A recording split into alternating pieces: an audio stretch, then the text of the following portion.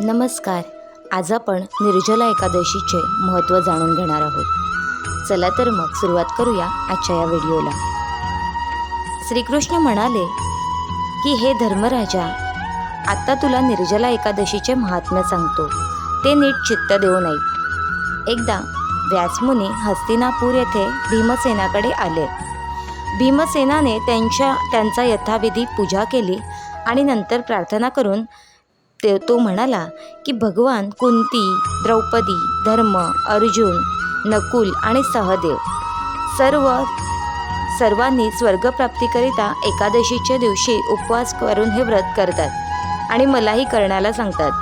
पण माझ्या पोटातील अग्नी हा अत्यंत प्रदीप्त असल्यामुळे माझ्या हातून मात्र उपवास होत नाही. इतकेच काय, पण मला नक्की कसे एकभुक्तसुद्धा राहवत नाही आहे. मला खाण्याला पुष्कळ अन्न लागतं. जर का एखाद्या दिवशी खाण्याला कमी अन्न मिळाले तर मला त्या दिवशी कोणताही कामधंदा हा सुचत नाही. त्याकरिता कृपा करून स्वर्गप्राप्तीचे दुसरे एखादे व्रत असेल तर ते मला सांगा. भीमसेनाचे ते बोलणे ऐकून व्यास म्हणाले की 12 महिन्यात प्रत्येक पंधरवड्याला काहीही खाता कामा नये.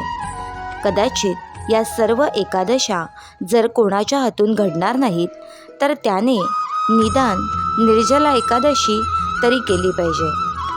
या एकादशीच्या दिवशी पाणी देखील पिऊ नये. हिचे महात्म्य फारच मोठे आहे. सर्व एकादशीच्या पुण्याबरोबर हिचे पुण्य आहे. याकरता ही एकादशी तू अवश्य कर. नंतर भीमसेनाने निर्जला एकादशीचे व्रत हे सामान्य एकादशी व्रतात सांगितल्याप्रमाणे विधियुक्त केले.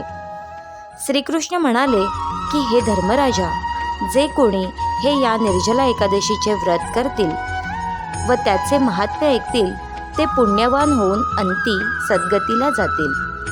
ज्येष्ठ शुक्ल पक्षातील एकादशीला निर्जला एकादशी असे म्हणतात. धन्यवाद.